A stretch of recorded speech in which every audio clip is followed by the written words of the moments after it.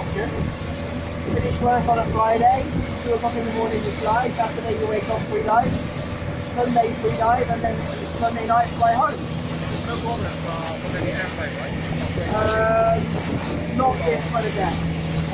When you're doing 20 meters, pull up multiple dives, but even then, if you come up and spend a long time on the surface and spend a good like 7 or 8 minutes between each dive, then you're okay.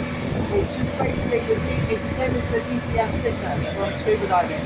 But because we're free diving, we come up and we breathe out the nitrogen, so we get rid of it. But if you're doing a lot of dives, like if you're doing 40-meter dives, I would say no. But anything less than 20 meters, you'll be okay. And even like we said, even if you came out and you can do your course, you know, like if you can do that, like 2 days one weekend and then a month later, 2 days the next weekend. You can do your course like that. So if you want to do the advanced course, it's not a problem. Yeah, the thing is for the visa, for us, there's also a visa, 90 days.